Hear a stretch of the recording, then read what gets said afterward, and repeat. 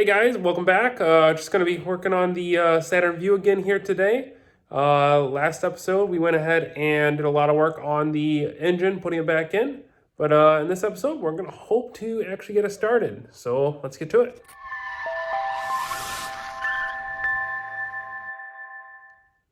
So like I just mentioned, we did a lot of work in that last episode trying to get the engine closer to started. But in this one, I think we're going to actually try to turn it over and see if we'll start. Let's go ahead and take a look, see what we have left to do. It's not really much, honestly. We did a lot in the previous episode. So we're going to flip the camera around and I'll show you what we got left. So previously, we got pretty much everything done on the front of the engine. Intake, starter, alternator, air conditioner, all the wiring up there with crankshaft position sensor and stuff like that. Also did the motor mount, the timing chain cover. But in this episode, I think we're going to focus on the back of the engine.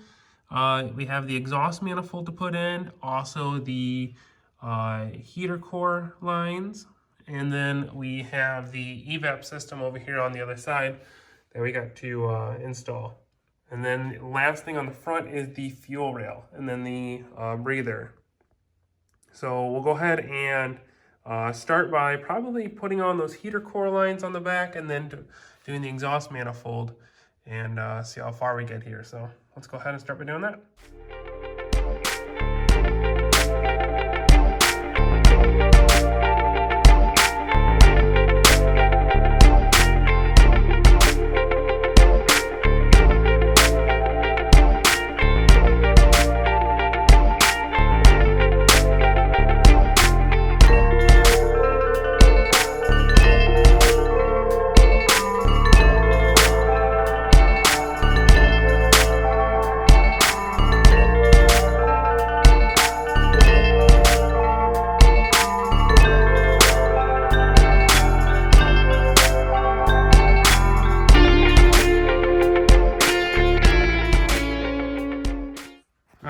So we went ahead and installed the evap system over here, ran it to the intake, got the coil pack hooked up, got the exhaust manifold in the back all bolted up, both to the exhaust pipe and to the cylinder head, plugged in the O2 sensor, got the water hoses on, got the water temperature sensor down there connected.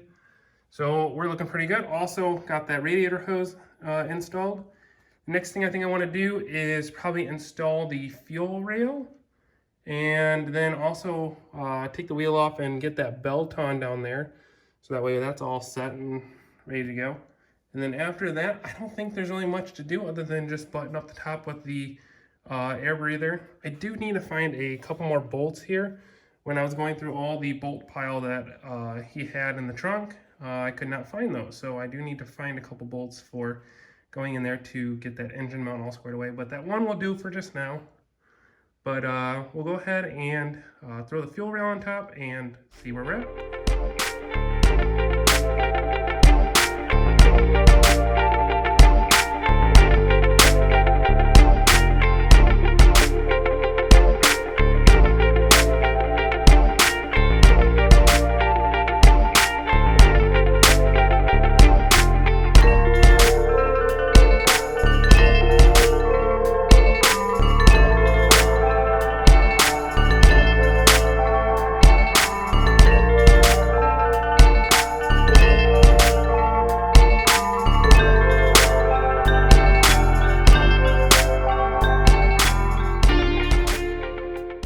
All right, so you just see me put in that battery.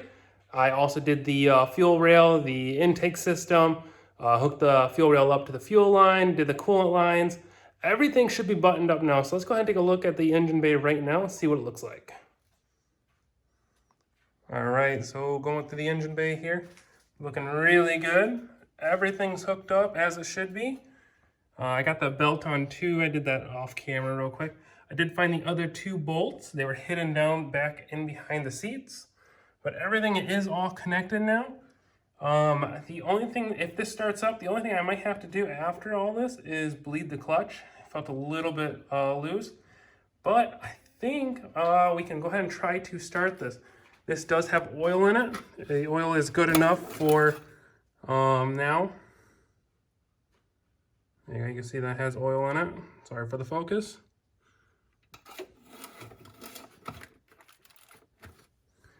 But we should have fuel, we should have spark, we should have compression, and we have timing.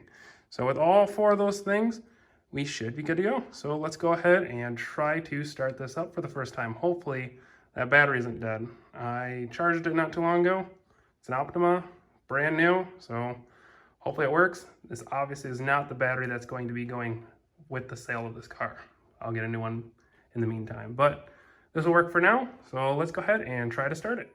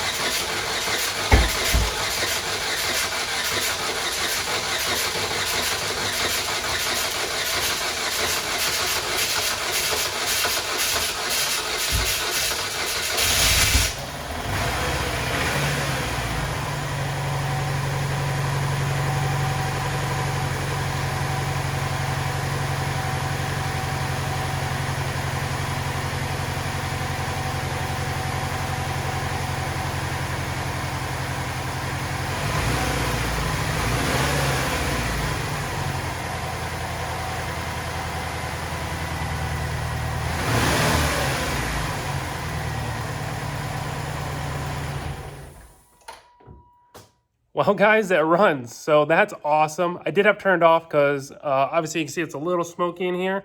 I don't want carbon monoxide poisoning, so I went ahead and opened the garage door. Got a little darker, that's the reason why.